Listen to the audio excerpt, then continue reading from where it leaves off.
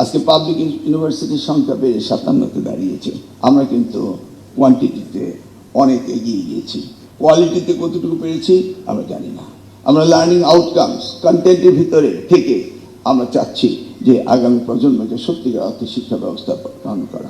আমরা দেখেছি শহীদ রাষ্ট্রপতি জিয়াউর রহমান, সেই সময় আমি ঢাকা বিশ্ববিদ্যালয়ে দুইবার নির্বাচিত ফজলা কলেজে ভিপি ছিলাম, ছাত্রদল করতাম। দেখেছিলাম তিনি কিভাবে ঢাকা বিশ্ববিদ্যালয়কে প্রাচ্যের অক্সফোর্ড বানিয়েছিলেন। সেই দিনগুলোতে আমরা এখানে লেখাপড়া করেছিলাম। তিনি ইন্টারন্যাশনাল হোস্টেল করেছিলেন এডুকেশন হাব বানানোর জন্য, রিভার্স ব্রেইন ড্রেইন করার জন্য।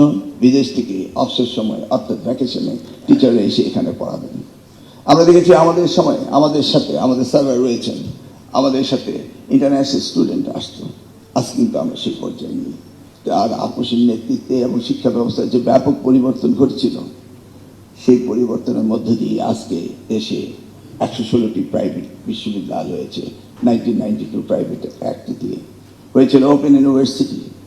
সেই শিক্ষা ব্যবস্থা আজ আবারও ঢেলে সারতে হবে। আজকে পাবলিক ইউনিভার্সিটির সংখ্যা বেড়ে 57-তে দাঁড়িয়েছে। আমরা কিন্তু কোয়ান্টিটিতে অনেক এগিয়ে গিয়েছি, কোয়ালিটিতে কতটুকু পেরেছি আমরা জানি না। তাই ভাবতে হবে নিড বেসড এডুকেশন এবং আগামী দিনে সাস্টেইনেবল ডেভেলপমেন্টের জন্য আমাদের কাজ করতে হবে। মাননীয় প্রধানমন্ত্রী নির্দেশ দিয়েছেন আমাদেরকে, শিক্ষাকে গুরুত্ব দিয়েছেন সবচেয়ে গুরুত্ব। আমরা দেখতে চাই আগামী বাংলাদেশ গড়ার জন্য, এই শিক্ষা ব্যবস্থা ব্যাপক পরিবর্তনের জন্য আগামী দিনে আমরা কি করতে পারি। বিকাশ পেমেন্টে 10,000 টাকার বেশি অফার, শপিং চলছে তো।